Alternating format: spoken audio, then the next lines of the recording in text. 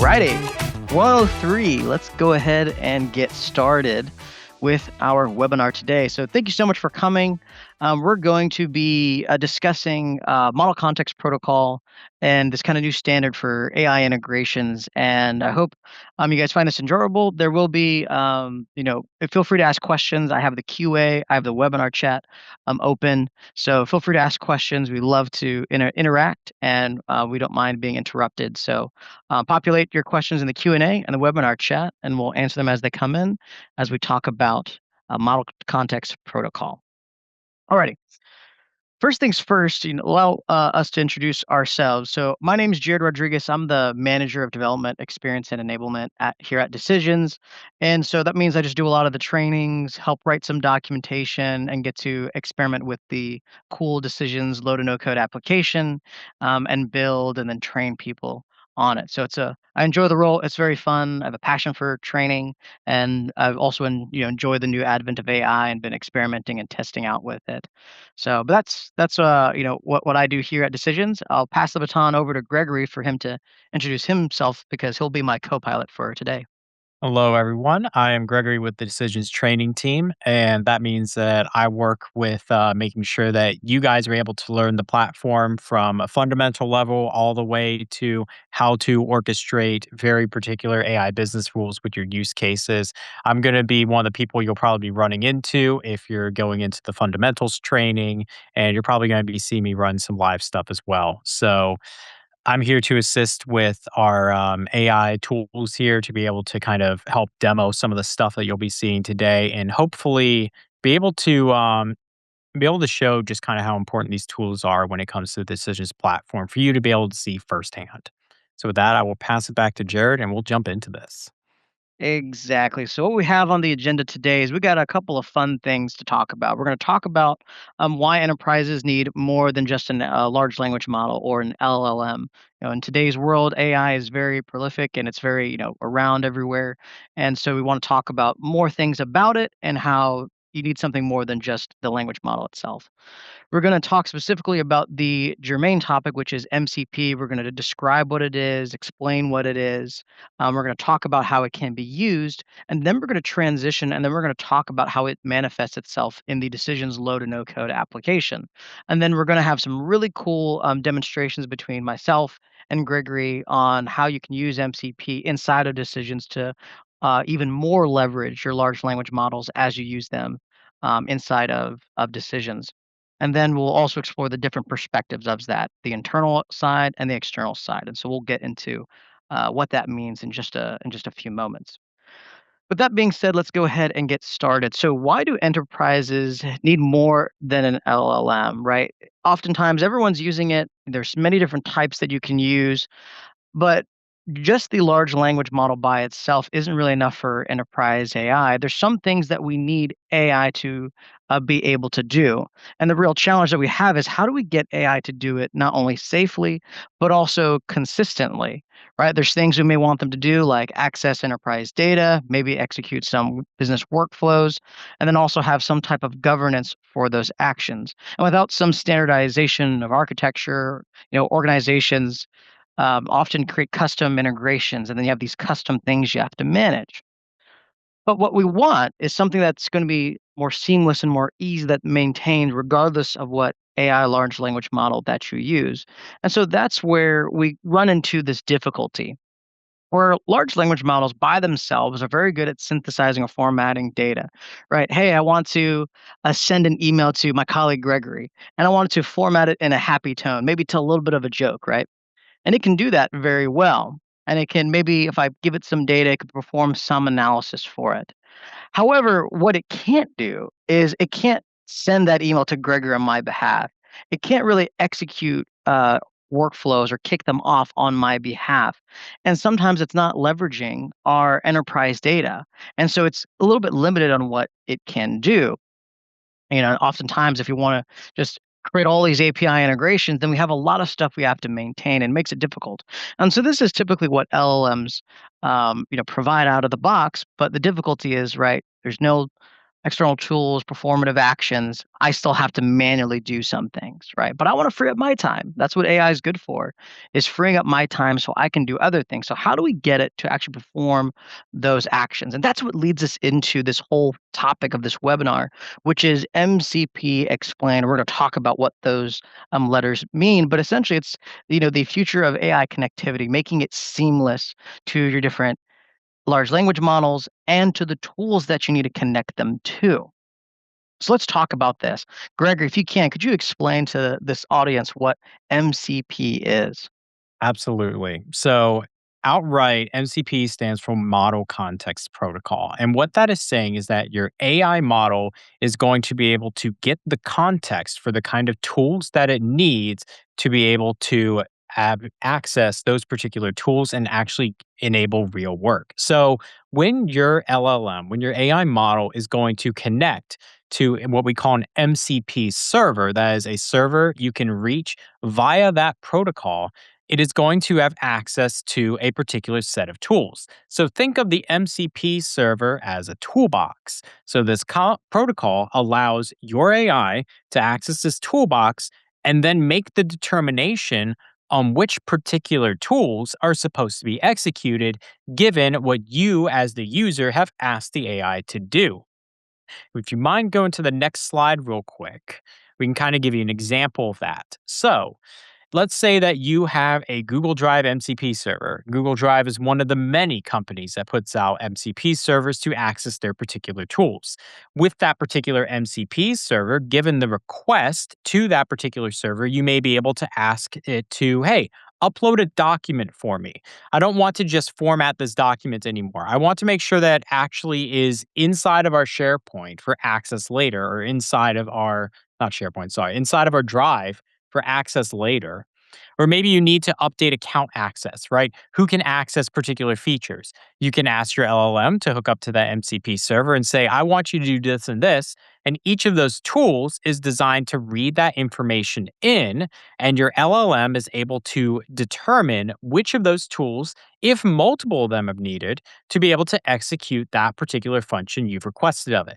So, what you're doing is you're enabling AI to not only format requests how you like them, tidy things up, maybe even give you information that you didn't have otherwise from the World Wide Web, but also be able to perform actions against these integrations in a way that the AI understands how it's supposed to connect to which tool. That's what you're doing with MCP. And I'm going to pass it back to Jared as we go a little bit more into the weeds of this. Exactly. I mean, beautifully explained. Another helpful analogy, if you want to kind of be able to picture this in your head, is we have API calls, which is just the way you have disparate systems or separate systems shared data between each other. You can think of MCP as the APIs for AI, or large language models. They allow them to know what the connectivity of the tools they have, what are the capabilities of it, and then it can make the choice accordingly on what it wants to do, of whether to execute it based on user questions. Right. So then it leads us into this next thing where you have these standard large language model capabilities where it can synthesize and format data. I can take data from a JSON and tell Claude to change this to an XML format, and it does it seamlessly.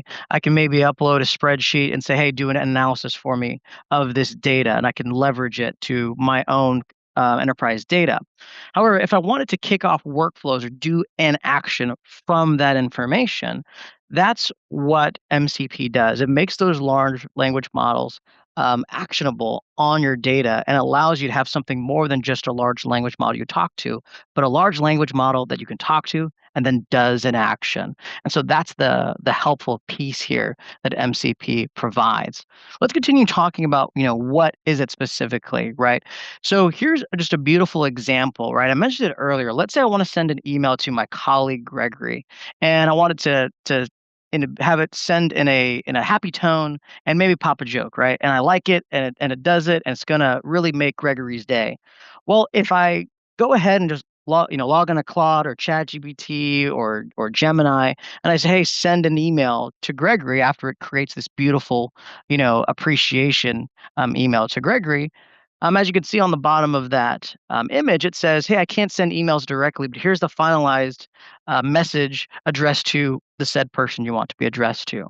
Notice that it can't by itself just send that email, right? But MCP is that open source standard created by Anthropic. This is not something that Decisions created. This is just something that Decisions leverages inside of our business processes and flows. But with this open standard that was created by Anthropic, now you can connect disparate large language models to certain actions. So now I can have a way to work around this issue that you see on this image of where the large language model says, "Hey, I can't do this." But if I give it this model context protocol, if I leverage this endpoint and say, "Hey, Claude, go to this endpoint and look at all the tools that I have to send an email through my Gmail account or my Outlook application," and then I'll say, "Hey, I see there's an action where if I provide the subject, the body, maybe a file, I can then send this email on your behalf. Would you like me to do so?" And now it frees up my time from having to switch between all the different things that we do on a day-to-day basis as business owners, as employees. Now we can just have AI run those actions that maybe steal a little bit of our time that we can then focus on the higher priority things. So this applies to sending an email. You can access specific data, or maybe it's a network shared drive or something on SharePoint or Google Drive that Gregory mentioned earlier. This is the missing piece that MCP allows us to have to be able to give those models actions to do on our behalf. So what's a bird's eye view of MCP? It's important to remember MCP is not an AI model or chatbot. It's not another like Claude or another model like Sonnet or Haiku or Nano Banana and Gemini. It's not any of those extra models. It is just merely the standard of communication of how a large language model can get to the tool it needs to perform the action that the user has described. So this image really explains this very well. Where you have an end user who has an ask, then Claude, ChatGPT, Gemini, whatever large language model you use, will look through its tools that it has connected to it, and the MCP will show, hey, you have this tool to send an email. Hey, you have this tool to access this backup drive. Hey, you have a tool to be able to run a complex mathematical computation.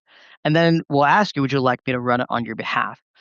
The large language model will read that tool. That tool has certain things like how many tools are in that toolbox, what are the inputs and outputs that tool needs to be able to run effectively, and then the actions it can execute. So that's what it is. It's not another chatbot or AI model. It's just merely the standard for the large language model to know, hey, what tools do I have? What data is needed to make this action to run? And what's the output I get from running this action? So that's what's helpful from model context protocol here. Hey, Gregory, could you explain to the audience what are some use cases that you can use MCP for? Absolutely. So there are quite a few, and there's no way we can possibly cover all of them, which is why we've kind of got most used categories here. But before we get into that, let's talk about some of the ones on the left here.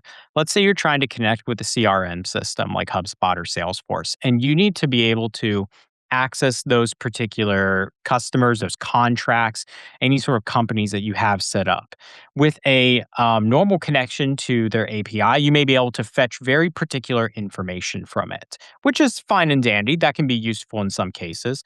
But when you start utilizing MCP for this, you are letting your LLM that you're asking for particular data determine which particular functions it needs to call. Which tools am I supposed to use as part of HubSpot or as part of Salesforce so that I can get this customer ticket, so that I can check what this company profile is, or to even write data to it, right? To update records such as those contracts or those invoices that are stored in that external CRM system. You are enabling your AI to not just read data from an external source, but to actually perform actions on your CRM system to keep it up to date, all by using the natural language that you have asked the LLM to do this with. Going into another industry here, let's talk about financial services and operation tools. It's not just going to be this fancy query that gets back information for you. It can do that, but it's so much more than that. You have the ability for it to record transactions, move transactions to different states as part of a process, and then be able to utilize the LLM's native capabilities to summarize information, to give execution history, and be able to show you exactly, hey, I can confirm I did this. here's the tracking number for it, right? And format that information back to you. So you're leveraging what an LLM can automatically do on its own without MCP with all the capabilities to perform real actions on that external server. That's what makes MCP so powerful. Now, going into some of the more common deployments for MCP, you typically have knowledge retrieval as one of them. That's gonna be an often used one because maybe you have it set up to some system where you need the AI to be able to use an extensive variety of tools to get back the information that you wouldn't be able to just get with one API call. Another one would be developer tooling. Going further, you have data querying. If you are trying to filter results, right, you can utilize the LLM's native features to understand I'm going to look through this and maybe I can't apply a direct query rule to this, but I can pull information from this other tool that the MCP server is hooked up to understand which of these results I should filter out to present this information to me. You have automation agents that this is enabling as well on those external servers. So you can use MCP to actually kick off other agents that are able to perform actions. And then this allows you to secure enterprise integrations by not having some sort of API for every single call that you're trying to make. You have one MCP server that you are governing, that you are determining which tools it can and can't call, and have that in one centralized management area. That's the power of MCP. That's what it enables you to do when it comes to actually helping your business processes. I'm going to throw it back to Jared now as we continue on and going into how much more MCP can do. Absolutely. We got a great question in the chat by Kay Vanjara. Thank you so much for the question. The question is, what are the risks of MCP? I'm going to answer it initially, and we're actually going to circle back to it because I want to, explain how we at Decision solve it when we get to the decisions part. But the short answer is, the risk of MCP. When you look at an MCP server, looking at any of the tools that are provided, and I think in the next slide we talk about there's many different types of tools available, right? So MCP could be to Postgres, Teams, Docker. There's a lot of things you can connect to.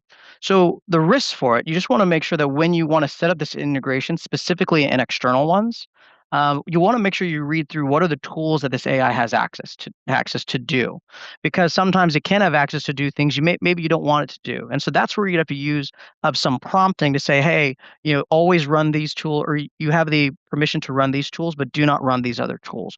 So it really just depends on what are the tools that external MCP server, what are the capabilities that it allows the LLM to see in its toolbox.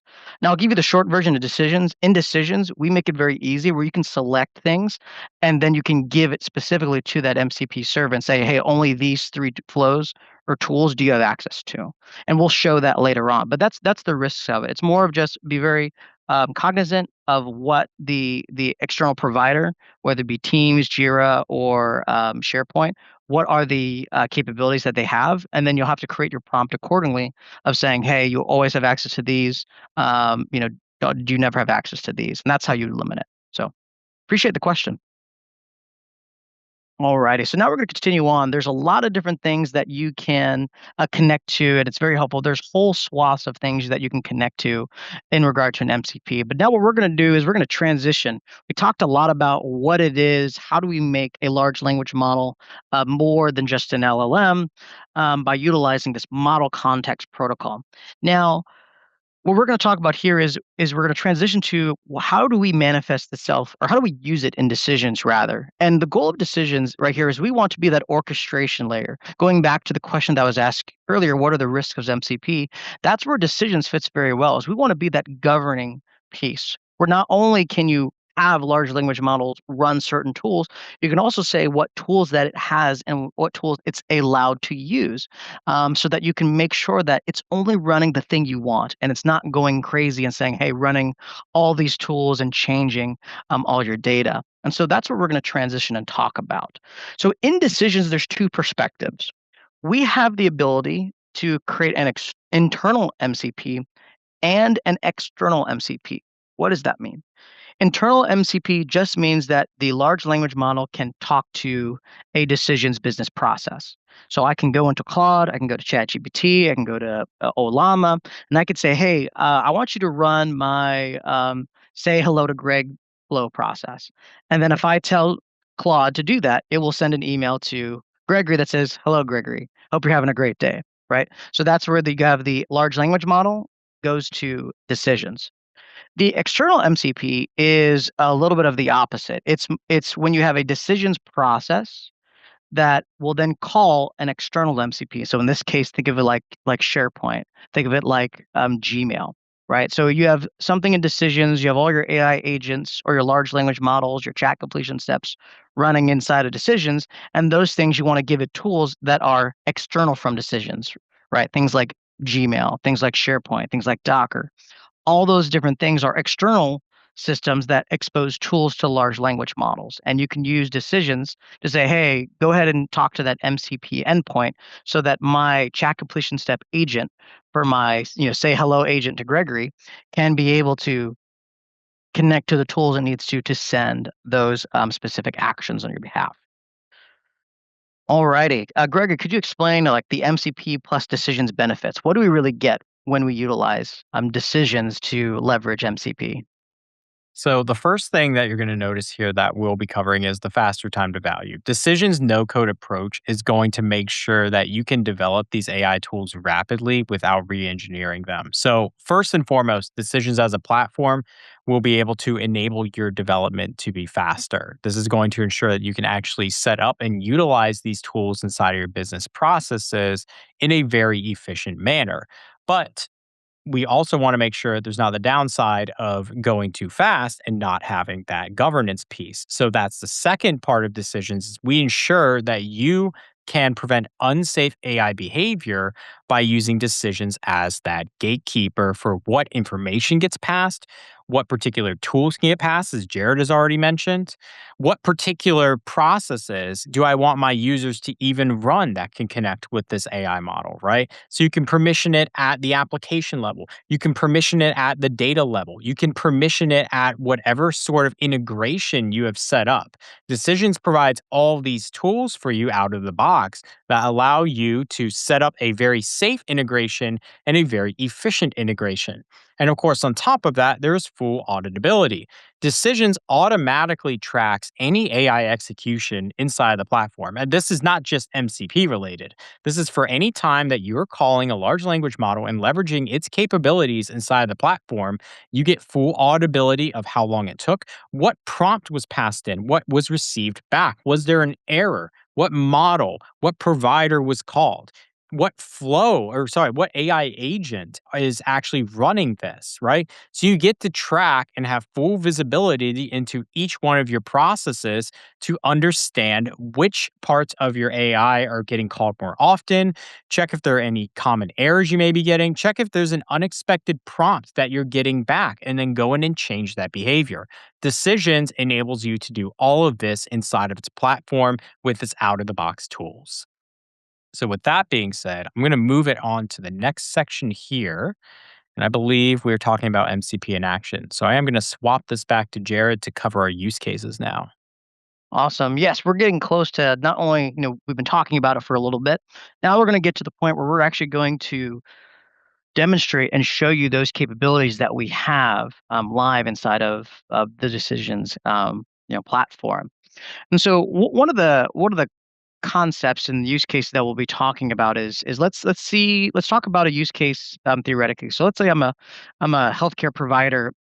This will actually be one of the ones we'll go through. And let's say I want to accurately verify patient eligibility and insurance details, right? And instead of me having to write up the information, making sure it's formatted and doing all of this, I just want to upload a file, tell AI, hey, run my business process, right? Because there's certain things that I want deterministically, especially in the healthcare space. I have deterministic rules that I need run. I don't want AI to just kind of wing it, right? That's not really a great idea. But the beautiful thing about the decisions guardrails is I can use my business process automation and rules to say, hey, instead of having AI wing it with, hey, making sure it gets the rules, I can just say run this insurance claim process that already has those rules set up and then process those applications as they come into a folder and then tell the end user what's the valid claims and what's the invalid claims. And so what decisions does is that business process. Decisions can say, okay, let me expose that as a tool that I can give to a large language model to run. It can cross check the benefits data, apply medical billing and rules that are already created in the decisions rules engine. And then it could return to the outcome that you're looking for. Is it eligible for service? Is there partial coverage? Is there something missing in the claim? And so that's one of the areas that we'll show inside of our example soon in the process. Alrighty, let's go to the next slide. So, how does Decisions do this? Let's dive into a little bit more of that before we go into this demonstration. Decisions does this basically by creating these things called tool flows. A great way to think of this as any business process inside of your Decisions environment that maybe runs your purchase request, maybe runs your travel request, maybe runs your document routing. You'll be able to expose that if you desire to an MCP endpoint built inside of Decisions that a large language model, whether it be Claude, Gemini, ChatGPT, Decisions is very AI agnostic. We just try to be that orchestrator for your AI. And if you expose it, then you can be able to allow that large language model to run that on your behalf. So it's just a special type of what we call flow, but a great way to think of it from a business perspective. It's just a business process that you custom created inside of Decisions that I want to allow the AI to run. So this could be an insurance claim process. Maybe it's a document validation. I want you to validate there's a signature, all signatures were filled out and signed. Hey, maybe I want to generate a diagram. I'm having a one-on-one with a customer, and they're explaining their use case to me, and I want to take the transcript and send that to an AI to then create a mermaid diagram or a business process diagram on my behalf, so I can then talk with that customer and say, hey, it just took a look at our conversation and created this diagram. Can we walk through it together to make sure it's accurate, making your interactions with customers and prospects more efficient and more useful, and also in a faster time. So that's how Decisions does this. It's a special type of business process or flow that we can then expose for it. Gregory, could you explain how does the large language models, when they utilize the Decisions MCP endpoints, know which tool to run over another one? Yeah, so let's actually contrast it with a standard API call. An API call has a very particular set of parameters it accepts. It's a very particular kind of API call. Some maybe accept get, post, right? Some are a little flexible. But the idea is that you put in a very structured set of data and get a structured set of data back, right? So LLMs work by predicting text, right? It is able to predict via tokens how things are supposed to be processed. So the way that you ensure your LLM is calling out to the right tool is you give it text descriptions in a natural language for what it is supposed to be calling. So if I make a tool flow, I will specify, hey, here are the inputs and give a description to it. So if I say I put email address as an input, I give a description. It's like this will be the recipient of the email, right? Or if I am making sure that I upload documents, I would maybe put in like a file data and then I would say, this is the document that is expected to be uploaded, right? So what you are doing is you're giving natural language descriptions to your inputs as well as to the tools themselves. And this allows the AI to make that distinction between those particular tools if it needs to run one of them over the other, or maybe even a series of them. It's going to be that and combined with however your LLM is either trained, prompted, or both, any combination, to make that determination on which tools are going to be run for your particular use. Absolutely, and it makes it very easy, right? Because you can just describe just with words, or there's also a auto generate, I think, description inside of decisions flows as well. So you can just click that, and it can create it for you. And then you have a way that gives the large language model, if it runs these AI tool flows, it can know which one is relevant to the task based on the using the natural language description that it gives. Alrighty, now we're gonna go to the fun part, right? Because we did a lot of talking. But if you're like me, you're very hands-on and you want to see the thing work, that's what we're going to do right now. And so, just to bring this use case before we actually share screen, I show you the my decisions environment. We're going to walk through this example. It's an insurance claim validator. Basically, there's many different types of claims that get submitted. Maybe it's a dental claim, maybe it's a medical claim, and there's certain rules that I've already created that I have to determine whether something's an invalid or a valid claim.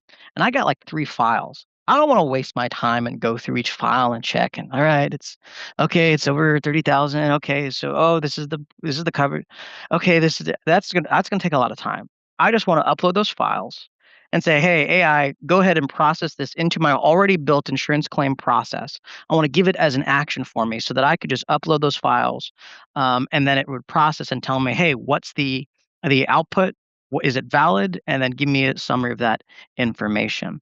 So that's what we're going to talk about now. Is we're going to go into that demo. So what I'm going to do here is let me go ahead and open up my Google Chrome.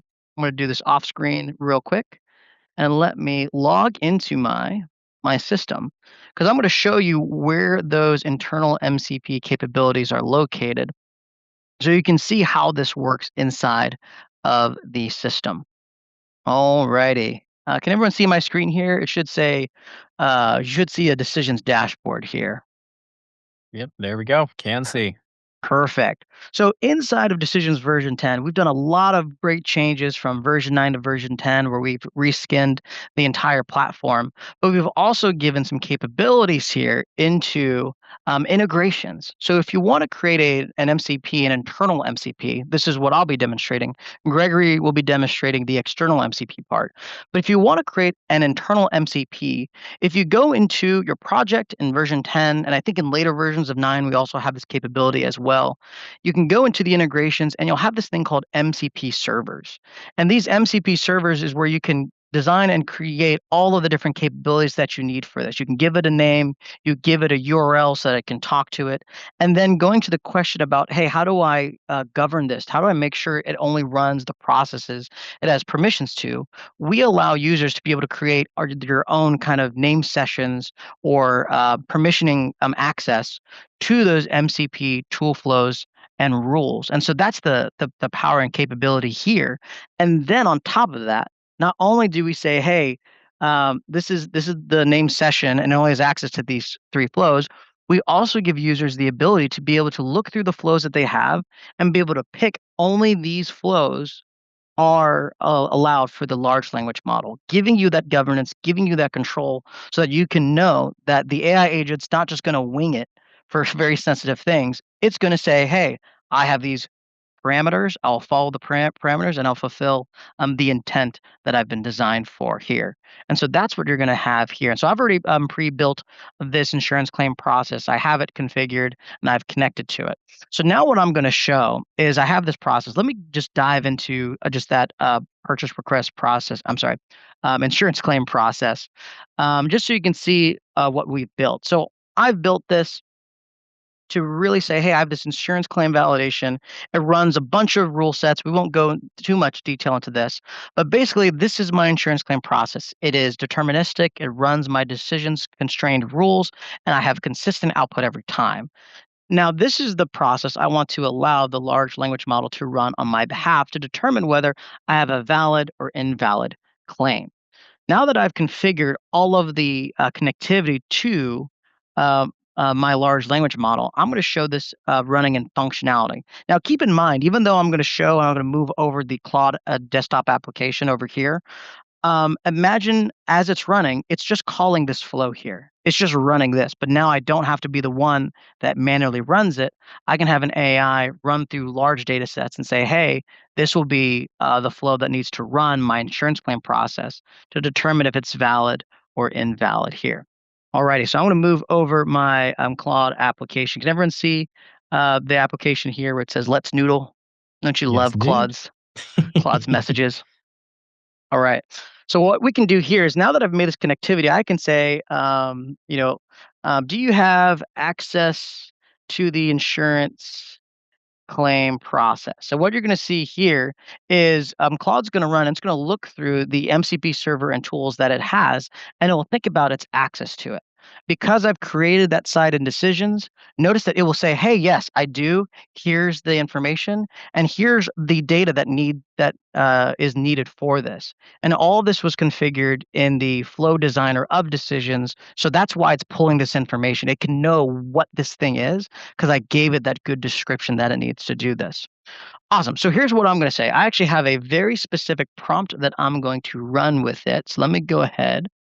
Boom. I'm going to open up this. and we're going to go ahead and run this specific prompt.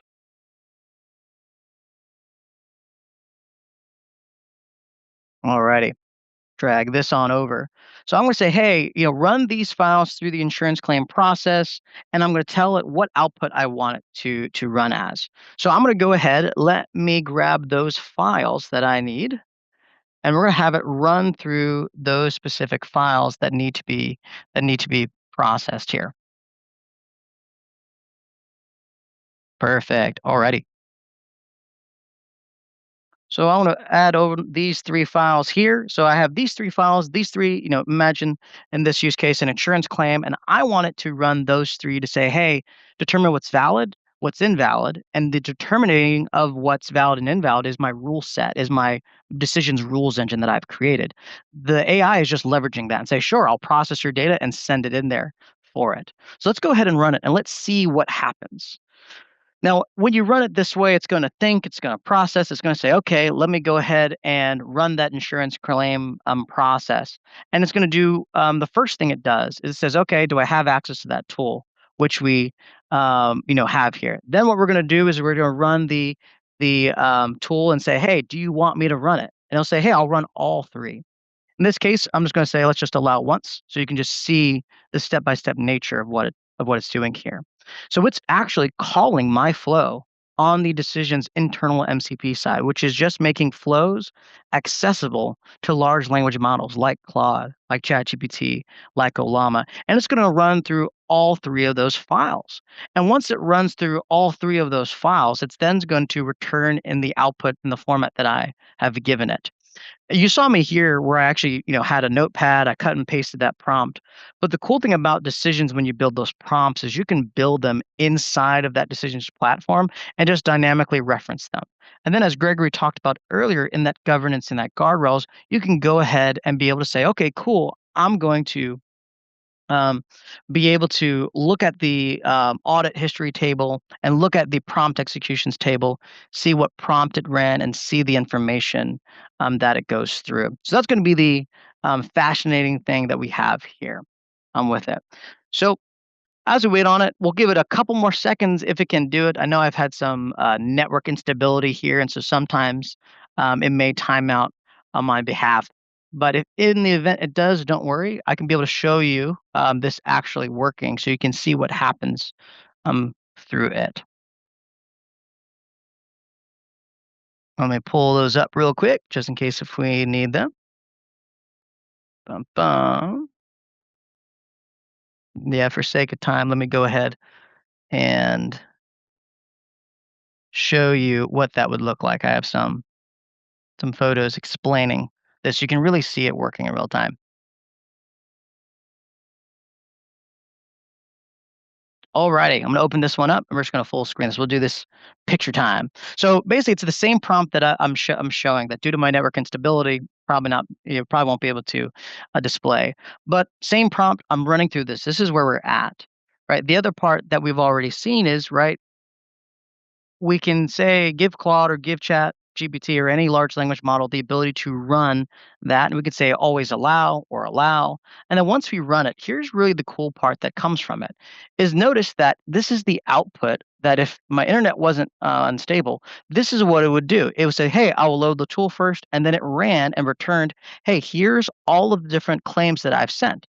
Notice that the Jimmy Reese claim is valid, the Jake Woodley claim is invalid, and then the Wilma Rogers claim is invalid. Now, you may be wondering, well, it doesn't tell you why it's valid or invalid. And that's because the business process that I'm running, the insurance claim process, for simplicity, I didn't give it all that layers of complexity.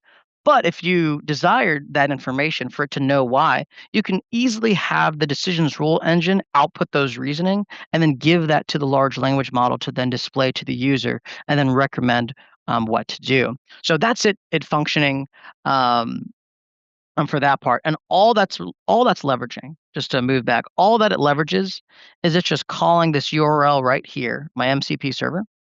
It's it's leveraging all this connectivity where I said it's the claim processor, I gave it a name session, and then I gave it this tool flow that it could run if the user asked. So that's the internal MCP side here, where you can connect large language models to do things on your behalf and not just format text or things like that. So that being said, I'm going to go ahead and let me give the share screen over to Gregory because we're going to show the other side in just a few moments for it. Alrighty. So what we're going to be going over in just a moment is the external portion. And I'm actually going to start out by going over the insurance claim portion again, but I'll show that when we get to the demo. So, right now, let's say that you're leveraging decisions to make a call to an external MCP. And in this use case, we are going to have decisions call a mermaid diagram generator. The idea is that if we have a complex process that we're trying to build out, and maybe I know the process as a business user, but then I go to Jared and he's the developer and he would be able to work with that, but I don't know how to do all the technical stuff, right? I don't know how to lay it out. I just know what my business is supposed to do. We can get on a call real quick, right? He'll ask me some questions, I'll give him answers about that, and then he'll be able to take that transcript, drop it into this particular flow right here. The LLM that you provide to decisions is going to leverage the capability of that particular MCP server to be able to generate a diagram of that business processes and then pass it back out to decisions so that I have a clear idea or Jared has a clear idea of what is trying to be built out inside this process. We now have a process diagram that we can follow, and that's going to help us design this very rapidly in decisions. Now, I'm not sure if there's another slide after this. There might not have been, just maybe the demo one. Yeah, okay. But just to talk about this a little bit, the way that this works is that this is going to be leveraged via AI agents inside of decisions. So decisions agents give you the ability to call those MCP servers because the agents are going to be the LLMs that you can choose dynamically in order to power that process and make that determination on which particular servers, which particular tools are supposed to be accessed. Now, you provide the agency information. You provide them the guardrails. You tell them which of those servers are they allowed to go and get information from, which ones can they not connect to, and for the ones that they can connect to, which particular tools are they allowed to have access to, which ones can they not?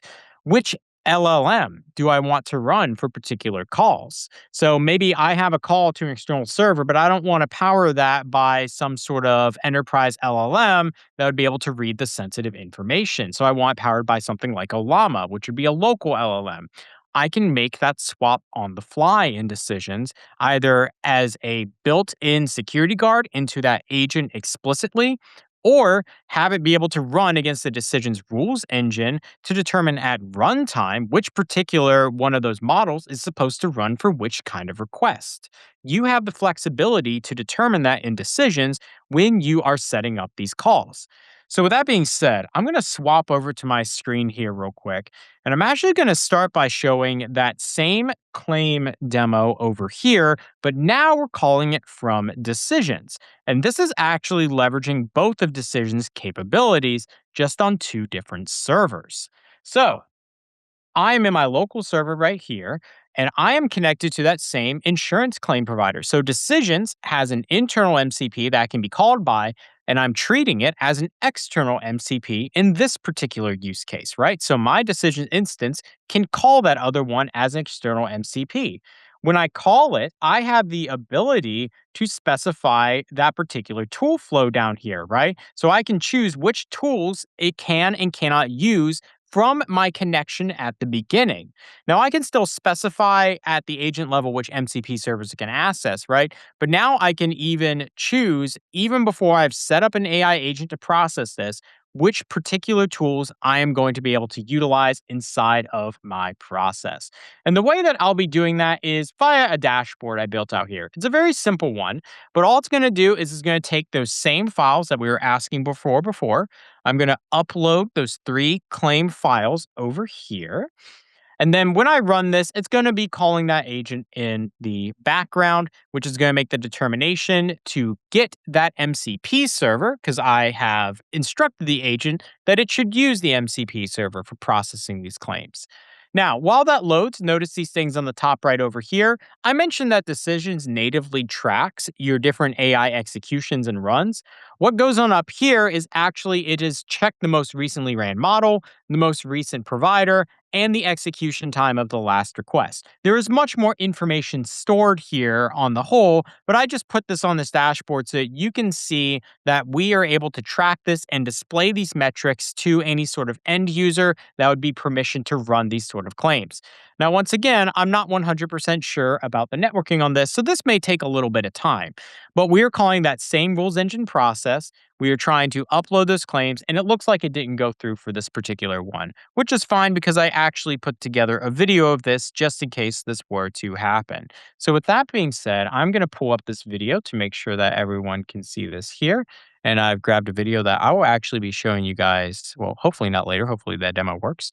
But this one right here is going to be our claim file as mentioned. You're going to be able to see that execution time for the previous one. So this one took a lot longer than the previous one I ran at that time. You can see that tracked over here. I will be able to drag on those files and then I'll be able to process it. Once again, you are leveraging the capabilities of the decisions rules engine to make sure that you have deterministic outcomes following your claims rules written in natural language by your business users that understand what that process is supposed to look like because they can work inside of Decisions no code platform to be able to easily set up their business rules in a very efficient manner and then have them run against your processes. So, this is going to be loading for a little bit right here. Don't worry about that. This will be showing that same connectivity to that same server. And we're going to give it just another moment here. It should actually be, yeah, it's going to take a few more moments if you don't mind me kind of moving ahead a little bit in this. And this is going to give us the final display once it is done for these particular results. It's going to be the same results that you saw in those Claude screenshots. It's going to be the same claims, same sort of valid and invalid claims for the exact same people, because again, it's run against Decisions rules engine, which allows you to have those deterministic outputs for your complex set of rules. So that's what's going on right here. And I'm going to exit out of this and go into our next demo, which is going to showcase that diagram generation that I was mentioning before. Okay, so let me pull that up and make sure I get the right one. I think it's this one over here. Here we go. All right. So what are we doing? We're calling an external MCP server. Same thing, right? We've got an external integration to that MCP server.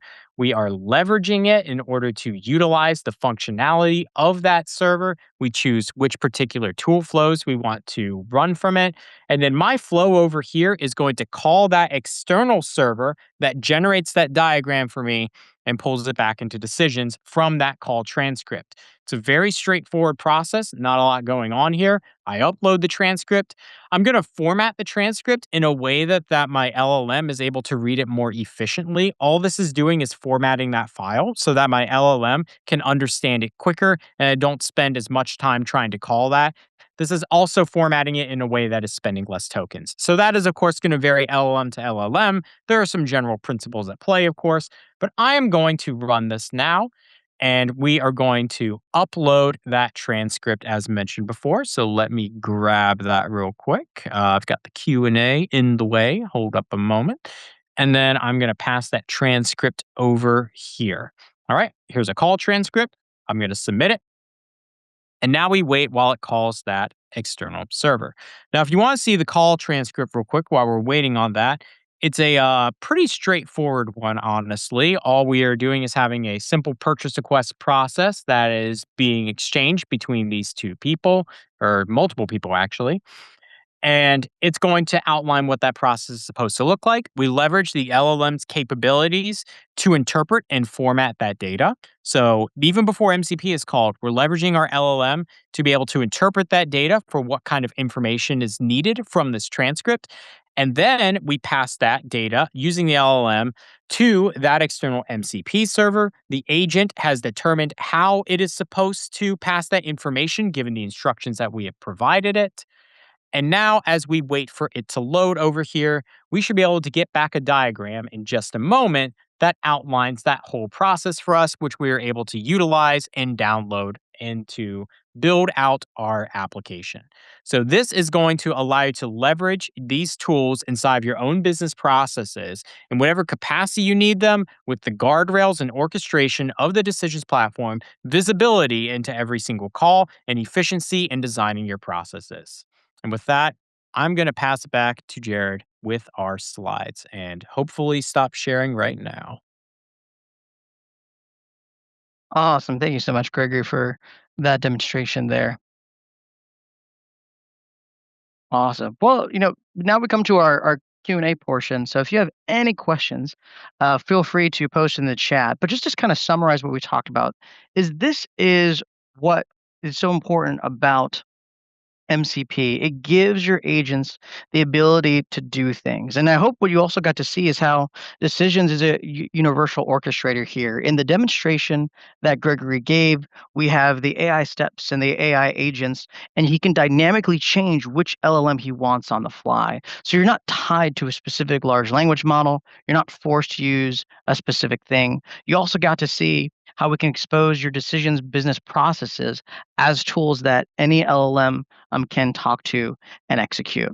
So that's the power of this universal orchestrator and the governance and guardrails that decisions provides. And we do got a couple of questions that we want to run through.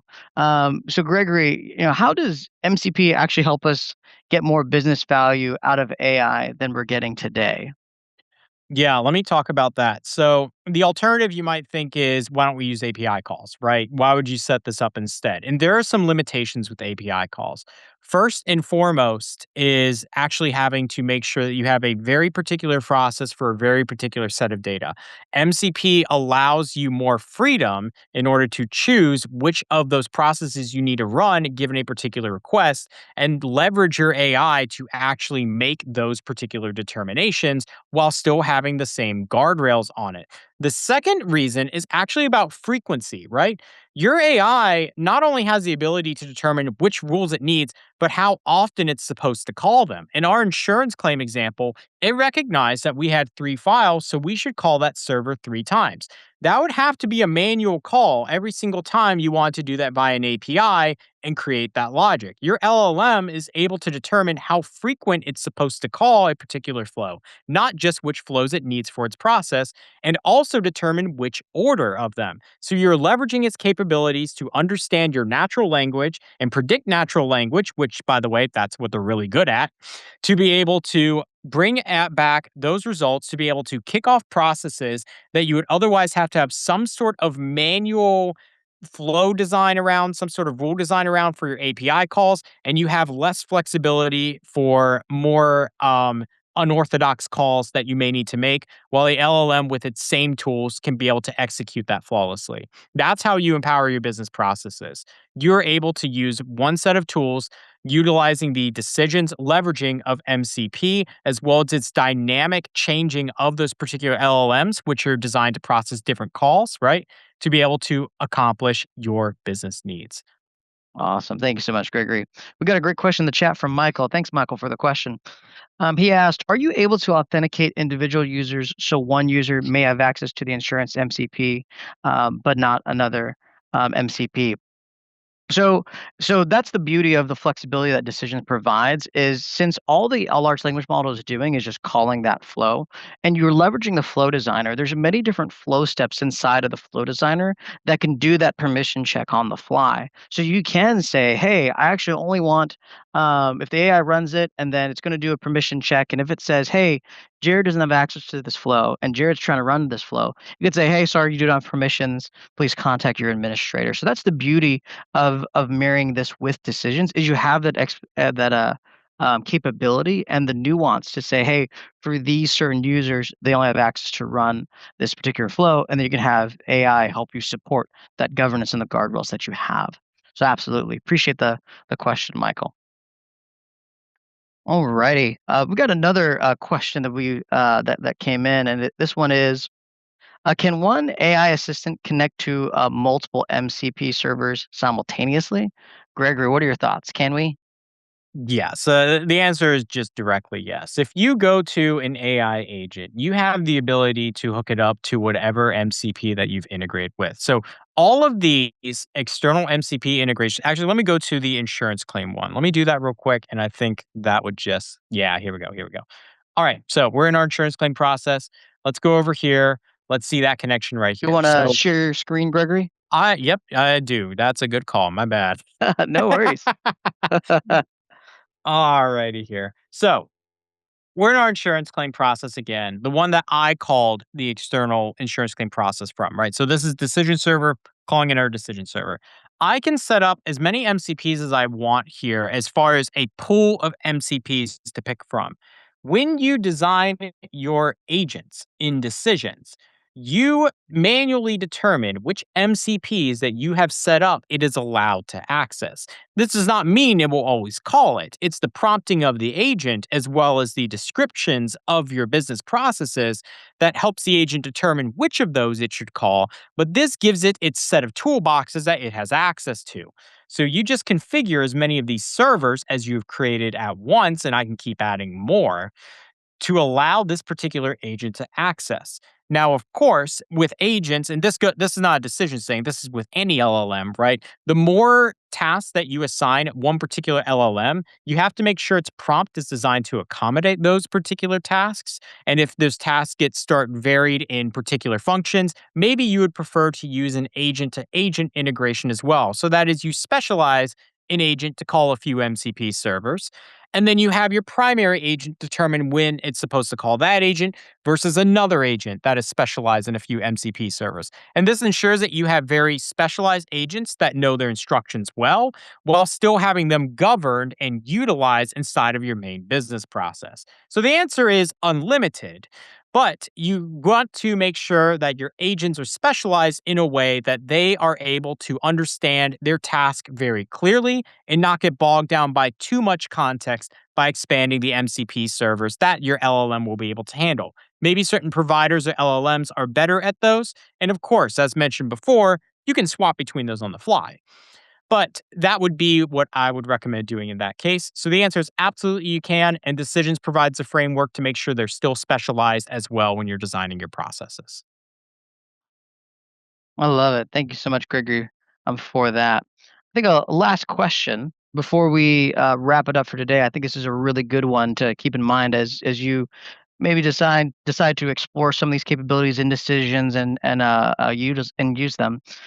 This question we have is, how much development effort does it take to publish an existing workflow as an MCP tool? And the answer to that question is not very long. Oh, one of the easiest ways to get to utilize a MCP and have your business processes as tool flows that it can call is doing something very simple. So, for example, let me go ahead and log back into my server and just show this, where a very easy leverage is. It's very common to have AI be a tool where you can just call certain things and like call data, right? And what you can do here is you can say, all right, let's go ahead and just set up the tool flows that just report on data to tell me like, hey, how many students have completed fundamental training this month? How many students have completed, X thing? You can be able to create those and design those in such an easy way. It is as simple as creating a special type of flow called an AI tool flow that we have in our advanced and AI tool flows. I won't go too much into detail on that. We have great documentation on our documentation site that goes into detail about this. But all you do is just create that specific flow. You just wrap your business process inside of that flow, and then you just create those inputs and outputs. So something that takes maybe 5 minutes, max 10 minutes or less, you can create, and then now you can have AI be able to answer questions about your data and just merely read the information that it pulls from it. So that's many ways where you can be able to leverage decisions in such an easy way. All right, we got another question that came in. We have this person asked, Yuri asked, I've noticed that the output is taking longer than expected. Could you please explain why the performance is slow and factors might cause it? Yeah, that's just the network that I'm running in. So it's not a decisions or MCP thing. It's just like the network or the internet. If there's a busy time or if a server's under load that's not prepared to run it, right? Because of low RAM or low CPU, that's what causes the slowness. Not because of any like MCP or AI instability in decisions. It's just the networks sometimes have difficulty. So things that can cause performance slowness, like Gregory was talking about earlier with like AI agents, you want to avoid having one AI agent do everything. right? Because you could imagine having one employee do everything in your business. They probably would be very slow and not effective, and nothing against that particular person. It's just, it's hard to go through that many different tasks. It's the same thing with AI agents. You can have slow performance if you design your AI agents and decisions in such a way where you have it do everything. We encourage to break down your business processes into, like, I have a data retrieval agent. I have an insurance claim agent. I have a coordination agent that then delegates the request to those agents. So those are the ways that you can have higher performant um, um, agents inside of your decisions process. But the stuff that's slow, the server we're using, it's not a enterprise grade server, and it's under heavy load. So that's why there was some slowness on our end, but something that um, most people will not experience when they have an enterprise grade server running decisions. Alrighty. Appreciate all the questions. Um, I think we'll stop there and wrap it up. Thank you so much for attending the MCP and learning how to leverage agents. We hope you guys have a great rest of your day, and we'll see you guys next time.